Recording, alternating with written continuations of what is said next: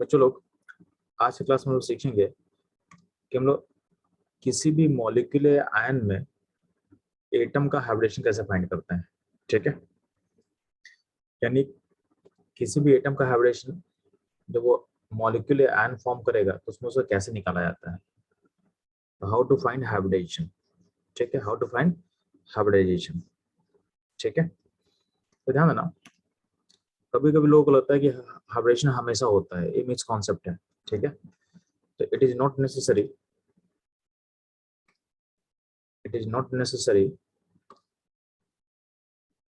For hybridisation to occur every time. ठीक है, तो हाइब्रिडेशन हमेशा हो ऐसा जरूरी नहीं है। ठीक है, फॉर एग्जाम्पल हम लोग सीखेंगे फ्यूचर में, जैसे कुछ मॉलिक्यूल्स का एग्जाम्पल यहाँ दिया हुआ है, जैसे जितना भी हाइड्राइड्स है ग्रुप 15 का, एक्सेप्ट अमोनिया, अमोनिया को छोड़ दो, बाकी जो भी हाइड्राइड्स है जैसे मान लो PH3 है, ASH3 है, SbH3 है, BiH3 है हुआ। ठीक है, इवन जो हाइड्राइड हो ग्रुप 16 में, तो उसमें वाटर को छोड़ दो, वाटर को एक्सेप्ट एक्सेप्ट वाटर, वाटर को छोड़ दो तो बचा क्या, बचा आपका H2S, H2Se, H H2Te, यहाँ पे 2 होगा H2Te। ठीक है, तो इन सब में हाइब्रिडेशन नहीं होता है। अगर आपसे कोई पूछेगा कि इन सब का हाइब्रिडेशन क्या होगा, यानी सेंट्रल बेसिकली होता है क्या, चलो ना, हाइब्रिडेशन हमेशा पूछा जाता है सेंट्रल एटम का। ठीक है, तो सेंट्रल एटम का हाइब्रिडेशन मतलब phosphorus, arsenic, antimony, bismuth, sulphur, selenium, tellurium, इन सब का, और इन सारे मॉलिक्यूल में हाइब्रिडेशन पूछेंगे आपसे तो बोलोगे नो हाइब्रिडेशन, इनका हाइब्रिडेशन नहीं होता है। इसका बेसिस था ड्रैगो रूल, तो फ्यूचर में हम लोग सीखने वाले हैं। ठीक है, तो अभी इसको हटाते हैं, अभी के लिए फोकस नहीं करते हैं क्योंकि ये ज्यादा इंपॉर्टेंट नहीं है, आपके एग्जाम में ज्यादा नहीं आएगा। ठीक है, तो आपके एग्जाम के जो इंपॉर्टेंट पहले उसको कवर कर लेते हैं, फिर इस पर हम लोग बात करेंगे।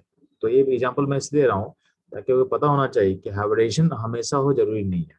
ठीक है, हाइब्रिडेशन एक थ्योरी है। ठीक है, तो सर्टन चीजों को एक्सप्लेन करने के लिए दिया गया था, तो ऐसा नहीं कि उसको आप हमेशा अप्लाई करने के लिए कोशिश करो। ठीक है, अब ध्यान ना, तो हम इस क्लास में हम ये बताने वाले कि हाइब्रिडेशन निकालते क्या है। ठीक है, हाइब्रिडेशन निकालते कैसे हैं, हाइब्रिडेशन होता क्या है, मैं इस पे बात नहीं कर रहा हूँ, यानी हाइब्रिडेशन का कॉन्सेप्ट क्या है, हाइब्रिडेशन क्यों होता है, ये सब हम लोग किसी और लेक्चर में सीखेंगे।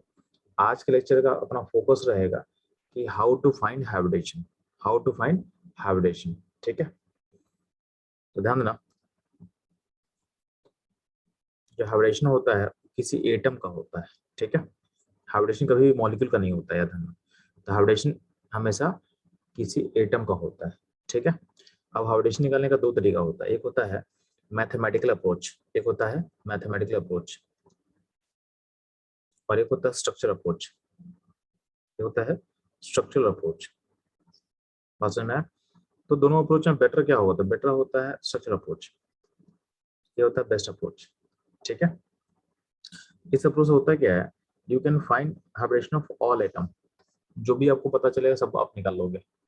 ठीक है, जिस भी एटम का हम आपसे हाइब्रिडेशन पूछेंगे वो आप सारा निकाल सकते हो, आप सारा निकाल सकते हो। ठीक है, मैथमेटिकल तरीके का लिमिटेशन क्या है कि इसमें हम लोग सिर्फ हाइब्रिडेशन निकाल पाएंगे सेंट्रल एटम का। स्ट्रक्चर अप्रोच पे क्या था जी, इस पे आप सारे एटम का हाइब्रिडेशन फाइंड कर सकते हो। ठीक है, इस पे आप सारे एटम का हाइब्रिडेशन फाइंड कर सकते हो, लेकिन मैथमेटिकल तरीके का लिमिटेशन ये है कि हम लोग को इसमें हाइब्रिडेशन निकलेगा, वो निकलेगा सिर्फ सेंट्रल एटम का, सिर्फ निकलेगा सेंट्रल एटम का। ठीक है, अब ध्यान देना, तो सबसे पहले हम लोग सीखते हैं स्ट्रक्चर अप्रोच। ठीक है, दोनों सीखते हैं, दोनों सीखते हैं, स्ट्रक्चर और मैथमेटिकल तरीका दोनों सीखते हैं। ठीक है, तो ध्यान देना, जब भी हम स्ट्रक्चर अप्रोच का बात करते हैं ना, तो जिस भी एटम का हाइब्रिडेशन निकालना होता है उसमें आपको उस एटम पे, जिस भी एटम का आपको हाइब्रिडेशन निकालना है, उस एटम पे कितना सिग्मा बॉन्ड बना हुआ है और कितना लोन पेयर है, इसको आपको काउंट करना पड़ेगा। ठीक है, sigma bond plus lone pair का सम को काउंट करना पड़ेगा, तो इक्वल टू क्या होता है, इक्वल टू हो जाएगा n। ठीक है, sigma one plus lone pair का सम को काउंट करना पड़ेगा, और ये इसका समेशन क्या होगा, n होता है, इसको हम n बोल रहे हैं। ठीक है, और ये समेशन जो है आपको पता होना चाहिए, मैं ब्रीफ कर दे रहा हूँ, लास्ट क्लास में लोग बात कर चुके हैं। कि अगर मान लेते हैं कि ए और बी में अगर सिंगल बॉन्ड बना हुआ है, ठीक है, तो इसमें सिग्मा वन और पाई बॉन्ड कितना होता है, तो ध्यान ना, हम लोग क्या बोले हैं कि जब भी सिंगल बॉन्ड होता है तो उसमें सिग्मा 1 होता है और पाई 0 होता है। अगर मान लेते हैं ए और बी में डबल बॉन्ड बना रहेगा तो क्या होगा जी, तो सिग्मा 1 होगा, पाई 1 होगा, ठीक है। अगर ए और बी में ट्रिपल बॉन्ड बना रहेगा तो क्या होगा जी, सिग्मा 1 होगा, पाई 2 होगा। और अगर ए और बी में अगर कोऑर्डिनेट बॉन्ड बना हुआ तो क्या होगा, तो सिग्मा 1 होगा और पाई 0 होगा, ठीक है। यानी बोला क्या गया है कि बॉन्ड टाइप कुछ भी हो, सिग्मा हमेशा एक ही होता है। बॉन्ड टाइप कुछ भी होगा, सिग्मा हमेशा उसमें से क्या होगा, एक ही होगा, ठीक है। ये ध्यान रखना आपको। तो पॉइंट ये है कि जिस एटम को हमको हाइब्रिडेशन निकालना है उसका sigma bond plus lone pair निकालना है। उस एटम पे लोन पेयर कितना बचा है उसको देखना है। लोन पेयर मतलब दो इलेक्ट्रॉन को मिला के हम बोलते हैं वन लोन पेयर, इसको बोला गया है वन लोन पेयर। इन दो इलेक्ट्रॉन का मतलब एक लोन पेयर होता है, ठीक है। तो सिग्मा बॉन्ड निकाल लेंगे एटम का और लोन पेयर निकाल लेंगे, दोनों को जोड़ देंगे, उसको समेशन को बोलते हैं एन, उसको एन बोला गया है। यानी N is the summation of sigma bond and lone pair का समेशन है, ठीक है। अब जो आपका जो एन है, एन का वैल्यू हो सकता है, तो बोला गया है कि एन का वैल्यू 2 हो सकता है, एन का वैल्यू 3 हो सकता है, एन का वैल्यू 4 हो सकता है, एन का 5, 6, 7 हो सकता है। तो एन के वैल्यू के पे आपका एटम का हाइब्रिडेशन डिपेंड करता है। तो एटम का जो हाइब्रिडेशन होगा, एटम का जो हाइब्रिडेशन होने वाला है, अगर N2 होगा तो हाइब्रिडेशन sp होगा, ठीक है, sp, ठीक। आपको पता है कि p में कितना ऑर्बिटल होता है, p में 3 ऑर्बिटल होता है, p में 3 ऑर्बिटल px py pz होता है। ये पता होना चाहिए, p में 3 ऑर्बिटल होता है, s में 1 ऑर्बिटल होता है और d में 5 ऑर्बिटल होता है। d में कितना होता है, 5 ऑर्बिटल होता है, ठीक है। तो हम बोल रहे हैं कि अगर आपका नंबर n का वैल्यू 2 होगा तो आप हाइब्रिडेशन को बोलोगे sp, ठीक है। 3 होगा तो 3 का वैल्यू को बोलोगे sp2। जो 4 है, 4 का वैल्यू को बोलोगे sp3। अगर 5 होगा तो बोलेंगे, देखो p में मैक्सिमम कितना ऑर्बिटल है, 3 है, तो यहाँ देखोगे p का जो पावर है, यहाँ पे sp में पावर 1 है, p का पावर, sp2 में कितना, p का पावर 2 है। तो जो पावर है वो बताता है कि कितना ऑर्बिटल पार्टिसिपेट किया है। तो p में 3 ऑर्बिटल है तो sp में s का एक ऑर्बिटल पार्टिसिपेट किया और p का एक ऑर्बिटल पार्टिसिपेट किया है। sp2 का मतलब क्या होता है कि s का एक ऑर्बिटल होगा और p का 2 ऑर्बिटल होगा, ठीक है। sp3 का मतलब क्या होता है कि s का एक ऑर्बिटल है और p का 3 ऑर्बिटल है, p का 3 ऑर्बिटल है। तो 4 का मतलब क्या होगा, चलो sp3 हो चुका है, ठीक है। अब sp3 के बाद p खत्म हो चुका है कि p में कितना ऑर्बिटल होता है, 3 ही ऑर्बिटल होता है, p में 3 ही ऑर्बिटल होता है, तो p का 3 ऑर्बिटल कंज्यूम कर लिए हैं। तो अगर n5 हो जाएगा तो 5 में क्या होगा, तो sp3 के बाद क्या होगा, d का ऑर्बिटल यूज होगा, तो sp3d बोलते हैं, ठीक है। n6 का मतलब क्या होता है, sp3d2 होता है, sp3d2 होगा। और n7 का मतलब क्या होगा, sp3d3 होता है, sp3d3 होता है, ठीक है।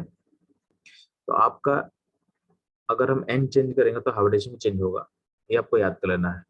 n2 मतलब sp, n3 मतलब sp2, n4 मतलब sp3, n5 का मतलब होता है sp3d, n6 का मतलब होता है sp3d2, n7 का मतलब होता है sp3d3, ठीक है।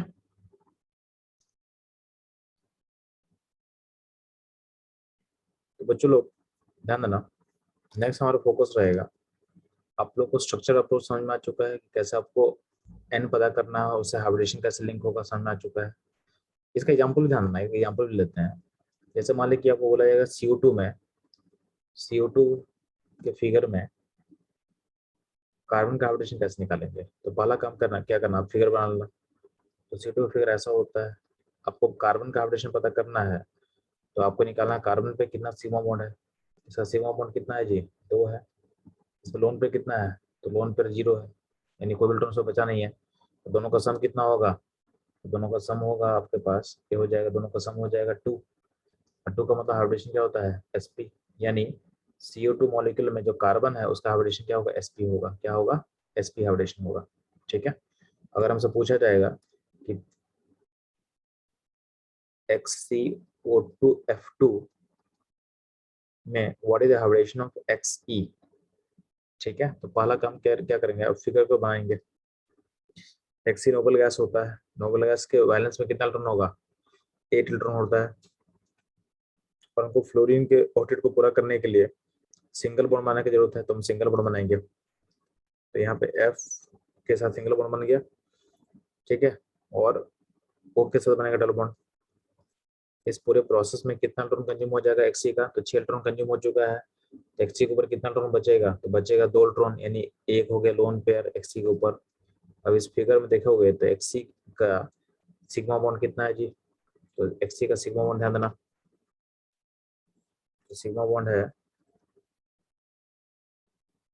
4, तो लोन पेयर कितना है, लोन पेयर है 1। तो सिग्मा बॉन्ड है आपके पास 4 और लोन पेयर 1 है, यानी दोनों का समेशन कितना हो जाएगा, इसके लिए समेशन हो जाएगा, यानी n हो जाएगा 5, n हो जाएगा 5, ठीक। और 5 है मतलब इसका हाइब्रिडेशन क्या हो जाएगा, तो हाइब्रिडेशन हो जाएगा sp3b हो जाएगा, ठीक है। तो इस तरीके से आपको निकालना है, फिगर बनाना है, सिग्मा बॉन्ड काउंट करना है, लोन पेयर काउंट करना है, दोनों को जोड़ना है, n पता करना है, और उसके अकॉर्डिंग उसको आपको हाइब्रिडेशन बता देना है, ठीक है। तो आप लोग को स्ट्रक्चर ड्रॉ करना हम सिखा चुके हैं, तो आगे का प्रोसेस क्या होगा आपके लिए बहुत आसान हो जाएगा, ठीक है। अब ध्यान देना, अगर हमको मान लेते हैं स्ट्रक्चर किसी का नहीं पता है, ठीक है, या मान लेते हैं कि हम मैथमेटिकल अप्रोच सीखना चाहते हैं कि मैथमेटिकल तरीके से हम कैसे निकालते हैं हाइब्रिडेशन, तो ध्यान देना, तो जब भी मैथमेटिकल तरीके की बात करते हैं तो ध्यान देना, इसमें जो हाइब्रिडेशन आपका निकलेगा उसके लिए सबसे पहला काम करना होता है आपको, काउंट टोटल वैलेंस इलेक्ट्रॉन, यानी आपके सिस्टम का टोटल वैलेंस इलेक्ट्रॉन काउंट करना है, पहला काम ये करना आपको। आपका मॉलिक्यूल हो या आयन हो, आपका काम क्या होगा, उस सिस्टम का टोटल वैलेंस इलेक्ट्रॉन आपको काउंट करना है, ठीक है। ये ध्यान देना आपको।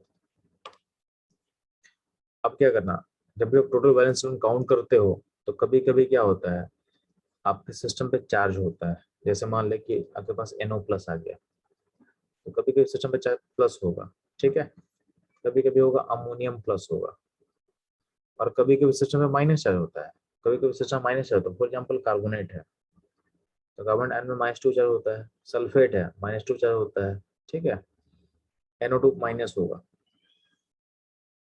NO2 प्लस होगा, तो क्या होता है कभी कभी सिस्टम पे चार्ज होता है, तो चार्ज होता है तो क्या बोला गया है कि जब भी चार्ज पॉजिटिव होगा ना, पॉजिटिव का मतलब क्या होता है, इलेक्ट्रॉन लूज कर रहा है सिस्टम, तो आप क्या करोगे, जब ये पॉजिटिव होगा तो जो तुम टोटल वैलेंस इलेक्ट्रॉन निकाले हो ना, जो आप टोटल वैलेंस इलेक्ट्रॉन निकाले हो उसमें से आप इलेक्ट्रॉन को माइनस करना, क्या करोगे, माइनस करोगे, ठीक है। तो जब भी आपके पास पॉजिटिव होगा तो जितना पॉजिटिव होगा, मान लेते हैं एक पॉजिटिव है तो 1 इलेक्ट्रॉन निकाल देना, अगर 2 पॉजिटिव होगा तो 2 इलेक्ट्रॉन निकाल देना, ठीक है। जैसे मान ले कि यहाँ पे NO प्लस का बात करें, तो NO प्लस में आपको पता है कि नाइट्रोजन है और ऑक्सीजन है, तो नाइट्रोजन के बैलेंस में कितना इलेक्ट्रॉन होता है जी, तो नाइट्रोजन के बैलेंस में होता है 5 इलेक्ट्रॉन, और O में क्या होता है 6 इलेक्ट्रॉन होता है, तो दोनों का सम कितना हो रहा है, 11 हो रहा है। लेकिन चूंकि सिस्टम में एक प्लस है, तो प्लस का मतलब क्या होगा, इसमें से एक इलेक्ट्रॉन निकाल देना है, तो NO प्लस का जो वैलेंस इलेक्ट्रॉन होगा, तो वैलेंस जब बोलेंगे तो उसमें क्या करेंगे, 11 से 1 माइनस कर देंगे, तो क्या होगा, ये हो जाएगा 10 इलेक्ट्रॉन, यानी 10 इलेक्ट्रॉन हो जाएगा, ठीक है। सिमिलरली अगर आपके पास कार्बोनेट है, ठीक है, तो कार्बोनेट आयन में आपको पता है कि कार्बन है, तो कार्बन का वैलेंस में कितना इलेक्ट्रॉन होता है जी, तो कार्बन में 4 होता है वैलेंस में, और O में होता है 6, बट यहाँ पे O का एटम कितना है, 3 एटम है, इसको टोटल, इसमें टोटल वैलेंस निकालोगे तो 4 हो गया कार्बन के लिए, और 3 × 6 हो जाएगा ऑक्सीजन के लिए, और इसमें 2 नेगेटिव है तो 2 नेगेटिव के लिए इसमें 2 इलेक्ट्रॉन ऐड कर देना, ये हो जाएगा टोटल वैलेंस इलेक्ट्रॉन, ठीक है, यानी हो जाएगा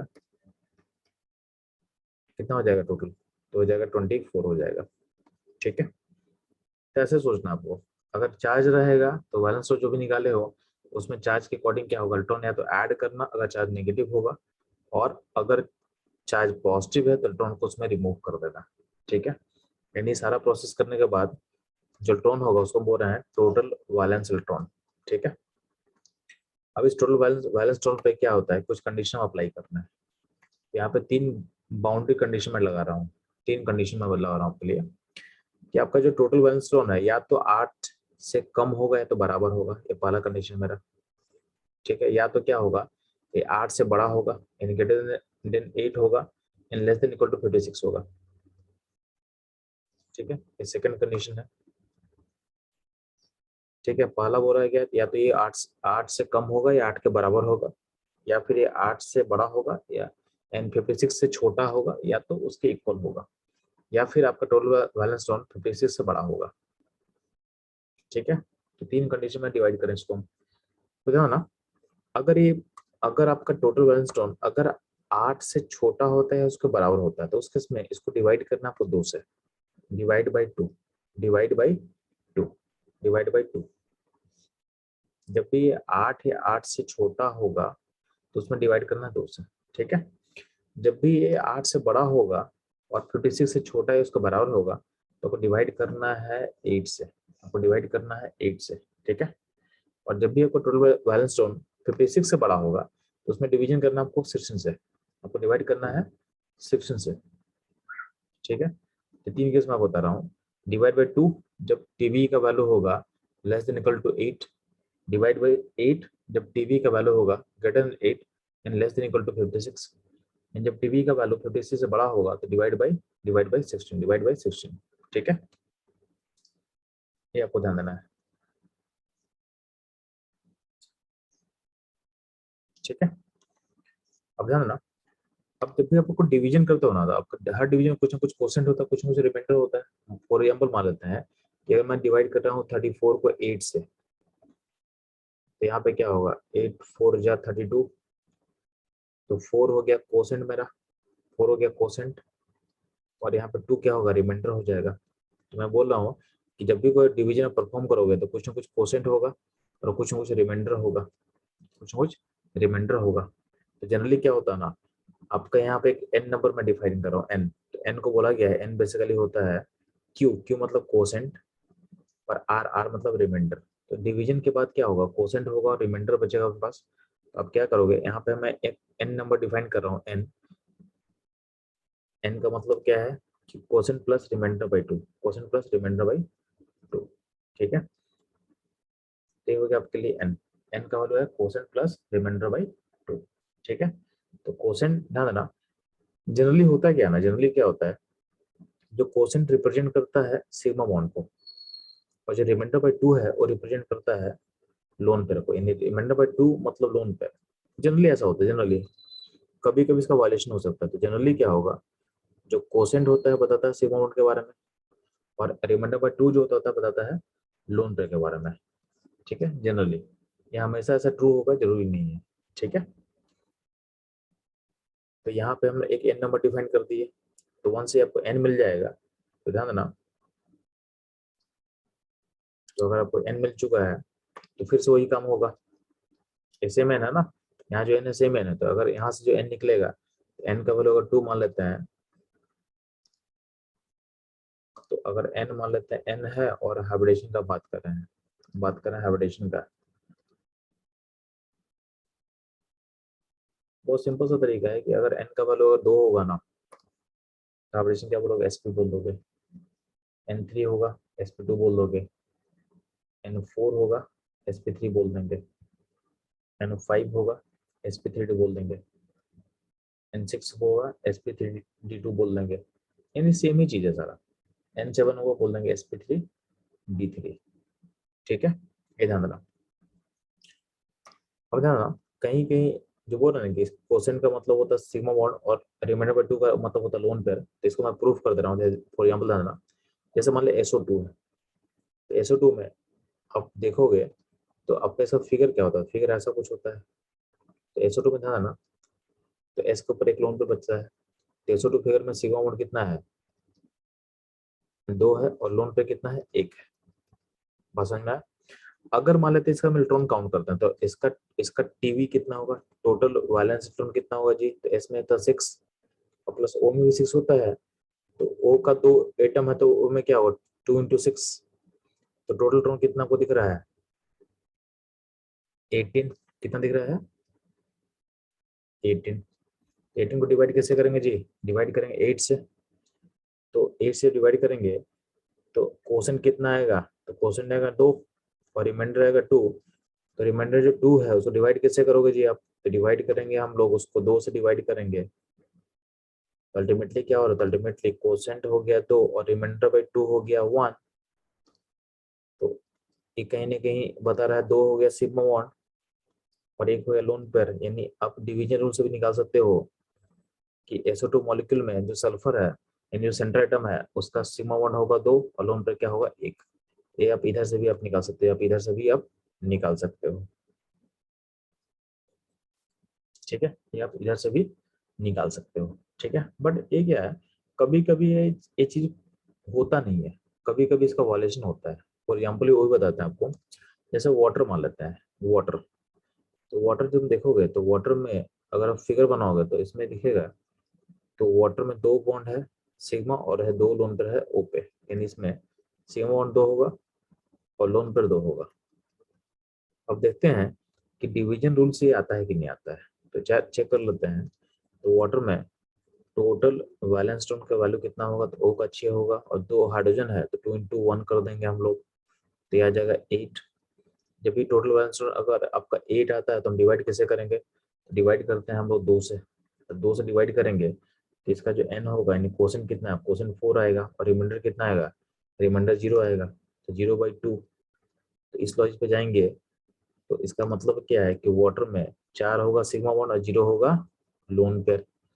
तो यहाँ से डिवीजन के थ्रू हम ऐसा देख रहे हैं जो कि सही नहीं है, जो कि सही नहीं है, जो कि ये पूरा का पूरा क्या है, गलत है। ठीक है, ये सही नहीं है। ऐसे में बोला था कि ये जो रूल है जो मैं बता रहा हूँ कि क्वोशेंट का मतलब सिग्मा बॉन्ड या रिमाइंडर बाय 2 का मतलब लोन पेयर, ये हमेशा वैलिड नहीं होता है, तो इसलिए कॉशियस रहना, आपको कॉशियस रहना है। ठीक है, ये चीज ध्यान देना। तो बेसिकली ये था आपका, ये हो गया आपका मैथमेटिकल फॉर्म, ये हो गया आपका mathematical form to calculate hybridisation. ठीक है, अब चलो हम दोनों को अप्लाई करके देखते हैं। हम स्ट्रक्चर अप्रोच और मैथमेटिकल तरीका दोनों को अप्लाई करके हाइब्रिडेशन को निकालते हैं। ठीक है,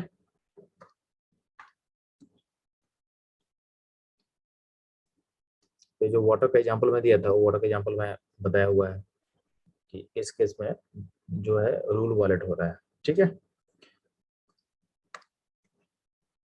तो यहाँ पे हर जगह क्या है, जैसे SO2 का फिगर है, SO2 का फिगर में यहाँ पर स्ट्रक्चर बना लिया है, उसके थ्रू हाइब्रिडेशन पता किया गया है। ठीक है, और यहाँ पे SO2 में टोटल वैलेंस निकालने के बाद हाइब्रिडेशन पता किए हैं। ठीक है, टोटल वैलेंस निकालने के बाद हम हाइब्रिडेशन पता किए हैं। तो यहाँ पे जो क्वेश्चन है मैं सब पे सम लिख दे रहा हूँ। ठीक है, आप क्या करोगे, आप अपना मेथड अप्लाई करके निकालना है। ठीक है, तो चलो मैं क्वेश्चन लिख दे रहा हूँ। अभी आपको लिए क्या करना है, आपको बस सेंटर एटम का हाइब्रिडेशन पता करना है, आपको बस सेंटर एटम का हाइब्रिडेशन पता करना है। ठीक है,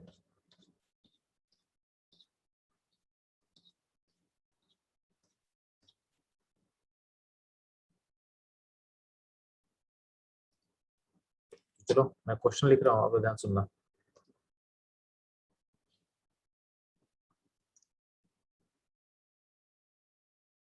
find hybridisation of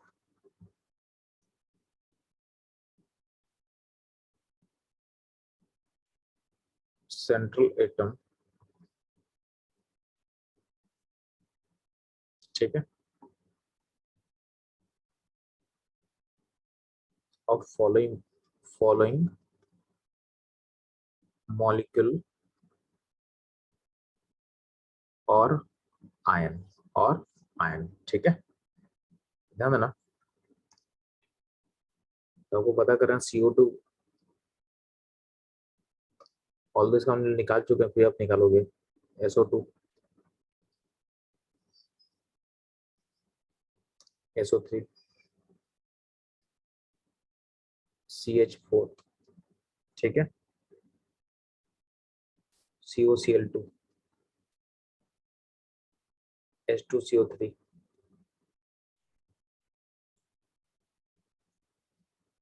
H2SO3,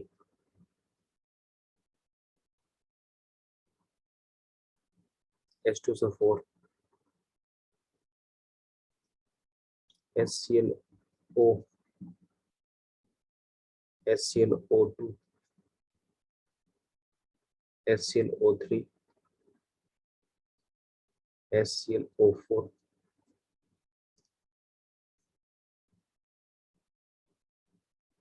BrF5, BrCl3, IF7,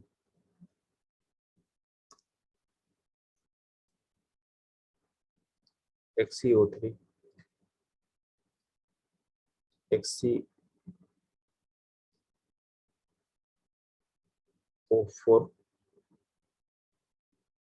XCOF4, XCF2, XCF4।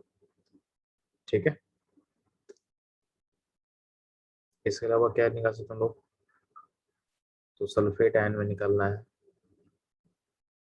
Nitrate ion का निकालना है आपको। ठीक है,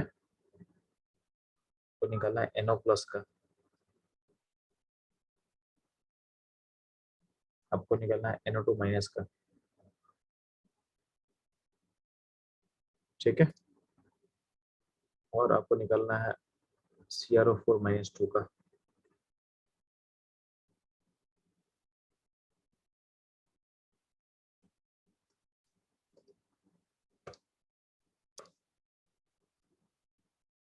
MnO4-। ठीक है, I3-। इसके बाद आपको निकालना है PCl5। PCl5 बाय डिफॉल्ट होता है गैस फेज में, तो अगर हम बोले PCl5 बोलेंगे तो आप गैस एज्यूम करना। तो PCl5 बोले मतलब PCl गैस, ठीक है, और एक होता है PCl5 सॉलिड। तो PCl5 सॉलिड, इसका आपको हाइब्रिडेशन पता करना है। ठीक है, तो PCl5 मतलब PCl गैस, अगर सिर्फ PCl5 लिखा रहेगा मतलब गैस आपको एज्यूम करना है, और अगर आपको सॉलिड बोलेगा तो दिया रहेगा क्वेश्चन में, ये ध्यान देना, बाय डिफॉल्ट PCl5 को गैस मानना है अगर सिर्फ PCl5 बोला रहेगा तो, और अगर आपको सॉलिड पूछा जा रहा है तो क्वेश्चन में दिया रहेगा कि PCl5 सॉलिड स्टेट में है। तो बाय डिफॉल्ट क्या होता है, बाय डिफॉल्ट एक गैस फेज में होता है PCl5, मतलब क्वेश्चन में PCl5 लिखा हुआ है तो डिफॉल्ट लेना है गैस फेज में। ठीक है, और PCl5 सॉलिड को आपको देखना है। ठीक है, तो ये क्वेश्चन थोड़ा सा ट्रिकी है। ठीक है, बाकी क्वेश्चन है, आपको जो मेथड अच्छा लगे उसे बना सकते हो। अभी अभी के लिए कोई मेथड और सारा मेथड काम करेगा। आपको फिगर अच्छा लगा फिगर बनाओ, उससे निकाल लो, और आपको अगर मैथमेटिकल तरीका अच्छा लगा तो उससे निकाल लो। ठीक है, जो भी निकल रहा है उसे निकाल के आंसर मुझे बताएंगे फास्ट।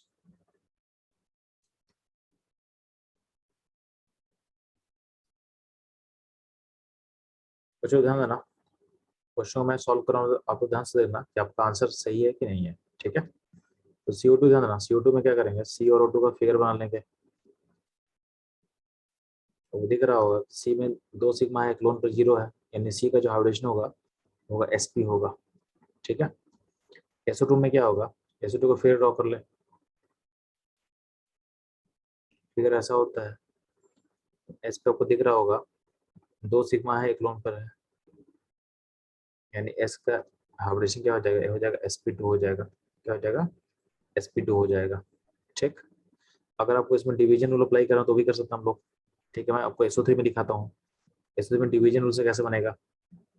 SO3 में बैलेंस, टोटल बैलेंस टोटल कितना होगा जी, SO3 में एस में 6 होगा और ओ का 3 आइटम है तो 3 × 6 होगा, यानी नेट कितना हो गया, 24 हो गया। आपको डिवाइड कैसे करना है, डिवाइड बाई 8, तो डिवाइड बाई 8 जब करोगे तो कोसेंट हो जाएगा 3, रिमाइंडर हो जाएगा 0, यानी आपका जो n है, n का वैल्यू कितना हो जाएगा, तो 3 हो जाएगा। और n3 मतलब क्या होगा, हाइब्रिडेशन क्या होगा, तो इसमें n3 मतलब हाइब्रिडेशन होगा sp2। तो आप डिवीजन रूल से ऐसे निकाल सकते हो।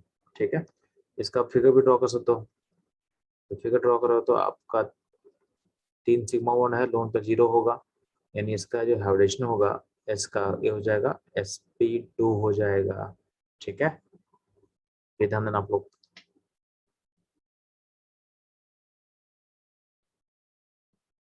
नेक्स्ट हम मूव करते हैं क्वेश्चन नंबर CH4 पे मूव करते हैं। ध्यान देना, CH4 में देखो तो CH4 ऐसा होता है, इसमें 4 सिग्मा बॉन्ड दिख रहा है कार्बन में, तो कार्बन 4 सिग्मा बॉन्ड हो तो क्या होगा, इसमें हो जाएगा sp3 हो जाएगा। आपको डिवीजन रूल्स बनाना है तो कार्बन का बैलेंस में 4 इलेक्ट्रॉन होता है और H का 1 इलेक्ट्रॉन है बैलेंस में, तो 1 into 4 करेंगे क्योंकि हाइड्रोजन 4 है, तो टोटल कितना 8 हो जाएगा। 8 इलेक्ट्रॉन को डिवाइड किससे करना होता है, 2 से डिवाइड करना होता है। जब 2 से डिवाइड करोगे तो आपका जो n होगा वो हो जाएगा 4 + 0, क्योंकि रिमाइंडर 0 है, तो आपका n हो जाएगा 4, यानी हाइब्रिडेशन हो जाएगा sp3, यानी हाइब्रिडेशन हो जाएगा sp3। तो आपका मैथमेटिकल तरीके से भी कार्बन का हाइब्रिडेशन सेम ही आ रहा है। ठीक है, मतलब दोनों में से कोई भी तरीका अप्लाई करो आपका आंसर सेम आएगा। ठीक है, ये ध्यान देना। COCl2 है, तो COCl2 फिगर ऐसा होता है, तो इसमें 3 सिग्मा बॉन्ड है, लोन पर 0 है, यानी इसका कार्बन का हाइब्रिडेशन क्या होगा, sp2 होगा। H2CO3 आपको याद है, H2CO3 का फिगर कैसा बनेगा, तो कार्बन कार्बन O, यहाँ OH और यहाँ OH।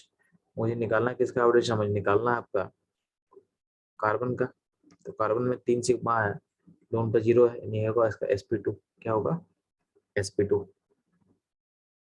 H2 H2SO3 का मैं बना दे रहा हूँ इलेक्ट्रॉन काउंट करके, तो H का कितना होगा, H का एक वैलेंस इलेक्ट्रॉन होता है, तो H2SO3 का टोटल वैलेंस इलेक्ट्रॉन कितना होगा, तो 2 into 1 ये हाइड्रोजन के लिए हो गया, प्लस 6 हो गया सल्फर के लिए, प्लस 3 into 6 हो गया आपके ऑक्सीजन के लिए। तो टोटल वैलेंस कितना इलेक्ट्रॉन कितना हो जा रहा है जी, तो हो जाएगा 24 + 2 26 हो जा रहा है।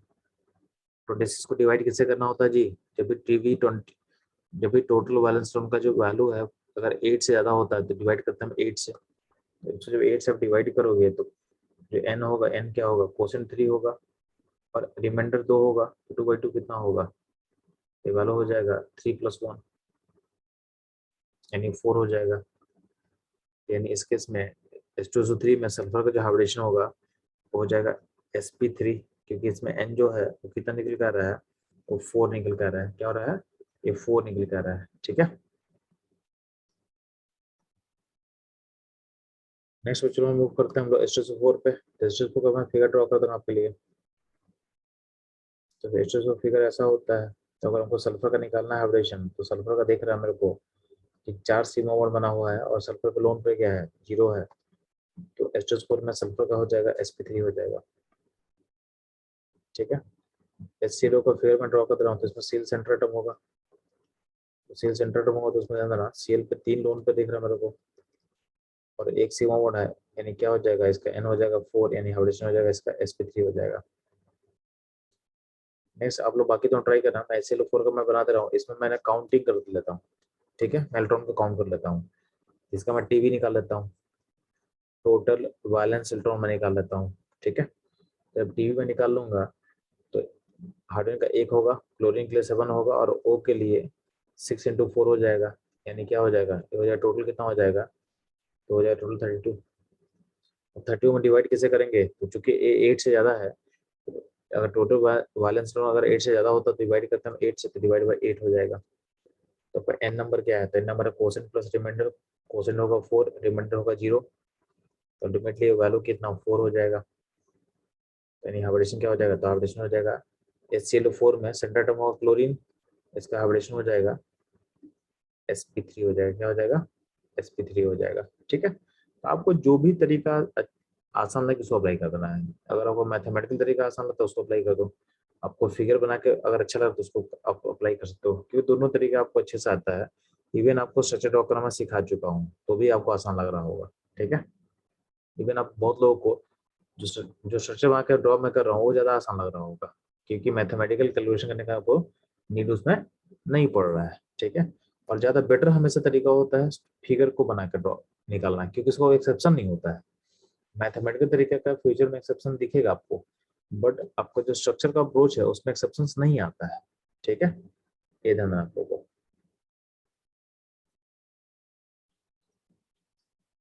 ठीक है, नेक्स्ट मूव करते चलो BRF5 में। BRF5 का चलो मैं फिगर ड्रॉ कर लेता हूँ। तो BRF का जब फिगर ड्रॉ करेंगे तो Br हो गया, 5F का बॉन्ड बनाएंगे, तो Br पे एक लोन पर बचेगा, तो आपके पास क्या हो गया, आपके पास हो गया 5 सिग्मा एक लोन पर, यानी n हो गया 6, यानी हाइब्रिडेशन हो जाएगा sp3d2 अगर BCl3 का बात करें तो Br में 3 क्लोरीन जब जोड़ते हैं तो Br के पास 7 इलेक्ट्रॉन होता है बैलेंस में, 7 में से 3 के बॉन्ड में तो बचा कितना, बचा 4, यानी 2 लोन पर होगा Br पे, तो 3 हो गया सिग्मा, 2 होगा लोन पे, तो क्या होगा N होगा 5 मतलब sp3d हो जाएगा। IF7 का बात करें तो इसका फिगर ड्रॉ करते हैं IF7 का, तो I सेंटर टर्म है, उसमें 7F होगा,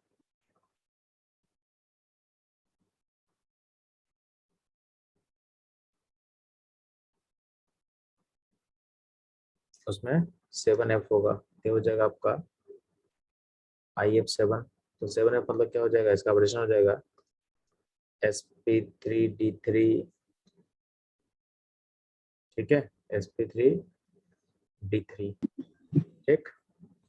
बाकी आप लोग यहाँ बना सकते हो, तो आप लोग को बाकी का ड्रॉ कर लेना है, ठीक है। मैं चलता हूँ चार्ज वाले पे, चाय वाले पे चलता हूँ मैं, ठीक है।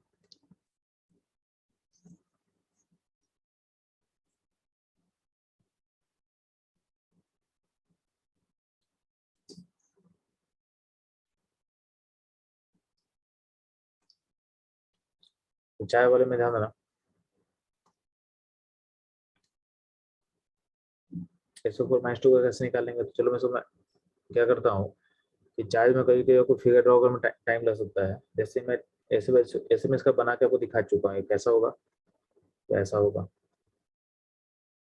तो इसमें सल्फर का जो हाइब्रिडेशन होगा, उसमें चूंकि 4 सिग्मा है, लोन पर 0 है, तो क्या होगा आपका sp3 हो जाएगा, ठीक है। नाइट्रेट में क्या हो जाएगा, यहाँ पे हम क्या करते हैं, यहाँ पे क्या निकालते हैं, इसका इलेक्ट्रॉन निकाल लेते हैं, तो N का बैलेंस कितना इलेक्ट्रॉन होता है, N का होता है 5 और O का होता है 6 × 3, और एक नेगेटिव तो 1 ऐड कर देंगे, तो अल्टीमेटली क्या हो जाएगा 24 हो जाएगा, ठीक है।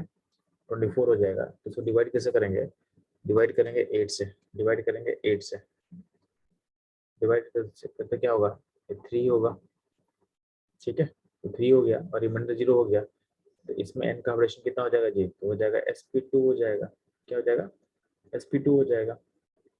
सिमिलरली अगर हम निकालते हैं MnO4- का, MnO4- का मैं फिगर बना दे रहा हूँ आपके लिए, यहाँ पे MnO4 में फिगर ऐसा बनेगा, और Mn के बैलेंस में होता है 7 इलेक्ट्रॉन, Mn के बैलेंस में कितना होता है 7, तो 7 में से 7 या बॉन्ड में बनाने में तो बचेगा क्या, बचेगा 0, ठीक है। तो यहाँ पे ध्यान देना, यहाँ पे चूंकि कितना है सिग्मा 4 है, लोन पर 0 है, अल्टीमेटली इसका समेशन कितना हो, समेशन N हो गया 4, इसका हाइब्रिडेशन हो जाएगा आपके पास sp3 हो जाएगा, क्या हो जाएगा sp3 हो जाएगा, ठीक। अब आते हैं हम लोग I3- का कैसे निकालते हैं, I3- PCl5। तो I3- में क्या करते हैं, अगर आपको इलेक्ट्रॉन काउंट करना तो कितना हो जाएगा, तो टोटल बैलेंस कितना हो जाएगा जी, ये हो जाएगा 7 × 3, अब प्लस चूंकि नेगेटिव एक है तो उसमें 1 ऐड कर देंगे, तो क्या हो जाएगा ये 22 हो जाएगा। डिवाइड कैसे करेंगे जी, डिवाइड करेंगे 8 से, तो क्वोशेंट कितना आएगा, क्वोशेंट आएगा 2 और रिमाइंडर आएगा 6, रिमाइंडर आएगा 6/2 कर ले, तो क्या होगा 2 + 3, 2 क्वोशेंट है, रिमाइंडर 3 है, रिमाइंडर 6 है, बाई 2 करने से ये मिल गया आपको। तो अब N हो गया 5, N 5 होगा तो हाइब्रिडेशन क्या हो जाएगा sp3d हो जाएगा, sp3d हो जाएगा, ठीक है, sp3d हो जाएगा। अगर इसको हम लोग फिगर से बनाते तो कैसे बोलेंगे जी, फिगर में आपको बता चुका है IC- ऐसा होता है, तो IC- फिगर ऐसा कुछ होता है।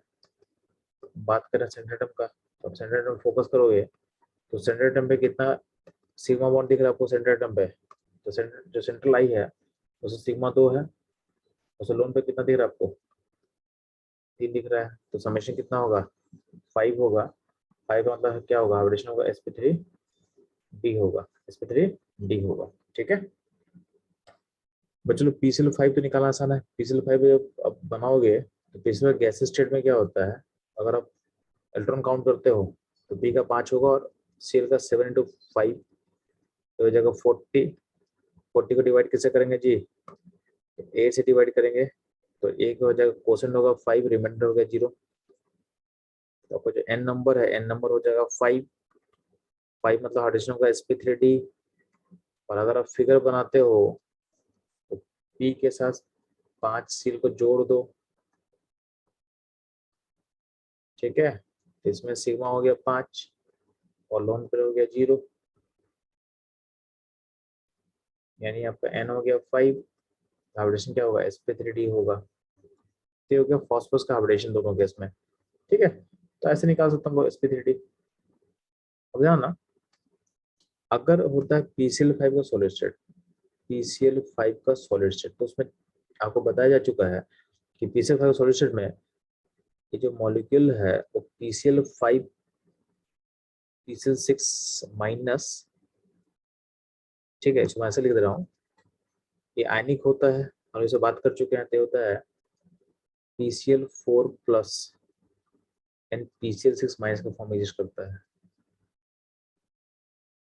इसका मतलब अगर आपको फॉस्फोरस का हाइब्रिडेशन बताना होगा तो इसमें आपको यहाँ पर अलग होगा, यहाँ पर अलग होगा, तो दो दो हाइब्रिडेशन निकलेगा। PCl4 का कैसे निकालेंगे जी, तो P का होता है 5, Cl का होता है 7, इंटू 4 कर देंगे और -1 करेंगे क्योंकि इसमें चार्ज पॉजिटिव 1 है। इसका बैलेंस टोटल कितने निकल कर आ रहा है, तो ये आएगा 32। तो टी भी 32 आ रहा है। 32 में हम डिवाइड करेंगे, 8 से डिवाइड करेंगे तो डिवाइड बाई 8 कर ले, तो आपका जो n होगा कोसेंट होता है प्लस रिमाइंडर बाई 2 होता है, तो कोसेंट कितना आएगा, 4 आएगा, रिमाइंडर 0 आएगा, यानी n हो गया 4। तो हाइब्रिडेशन क्या हो गया, हाइब्रिडेशन हो जाएगा sp3। हाइब्रिडेशन होगा sp3, ठीक है, हाइब्रिडेशन होगा sp3।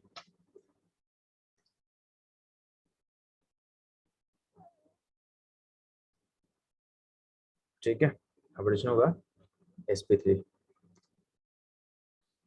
अगर मान लेते हैं PCl6 माइनस है,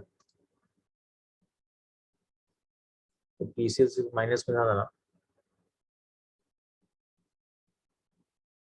PCl6 माइनस में ध्यान देना, आपको इसमें इलेक्ट्रॉन निकाल लेते हैं तो फॉस्फोरस का 5 होता है, 5 प्लस 6 इंटू 7, ये हुआ क्लोरीन के लिए। और चूंकि इसमें चार्ज नेगेटिव है तो नेगेटिव के लिए हम इलेक्ट्रॉन एक्स्ट्रा ऐड कर दे रहे हैं, तो +1 कर दे रहे हैं, तो टोटल इलेक्ट्रॉन देखोगे तो 5 प्लस 42 प्लस 1, यानी हो जाएगा कितना, हो जाएगा 48। तो 48 में डिवाइड कैसे करते हैं जी, डिवाइड बाई, तो डिवाइड होगा 8 से, डिवाइड करेंगे हम 8 से, 8 डिवाइड करने पे आपका n नंबर कितना होगा, तो कोसेंट कितना आ जाएगा, कोसेंट 6 आ जाएगा, रिमाइंडर 0 होगा, यानी n हो जाएगा 6। तो हाइब्रिडेशन क्या हो जाएगा, sp3d2, यानी PCl4 प्लस में हाइब्रिडेशन हो जाएगा sp3 फास्फोरस का, एंड PCl6 माइनस में इसका हाइब्रिडेशन हो जाएगा sp3d2 हो जाएगा। इसका मतलब ये बोलना है कि आपसे क्वेश्चन पूछा जाएगा कि what is the hybridisation of phosphorus, what is the hybridisation of phosphorus in PCl5 solid state, तो आप बोलोगे कि इसमें फॉस्फोरस दो फॉर्म में एग्जिस्ट करता है, एक होता है PCl4 प्लस के फॉर्म में जिसका हाइब्रिडेशन होगा sp3, और एक होता है PCl6 माइनस के फॉर्म में जिसमें फॉस्फोरस का हाइब्रिडेशन होगा sp3d2। बेसिकली इसमें आपको दो हाइब्रिडेशन बताना है, ठीक है, sp3 एंड sp3d2। ये थोड़ा ट्रिकी क्वेश्चन रहेगा, आपको लग रहा है कि इसमें सिंगल हाइब्रिडेशन होगा, बट इसमें चूंकि फॉस्फोरस का दो अलग अलग फॉर्म है तो आपको दो हाइब्रिडेशन आपको रिपोर्ट करना पड़ेगा, ठीक है। तो इसके साथ बच्चे लोग हाइब्रिडेशन से लिंक करता हुआ जितना भी बेसिक क्वेश्चंस है उसको हम लोग कवर कर चुके हैं, ठीक है। इससे हम लोग का हाइब्रिडेशन टॉपिक ओवर होता है।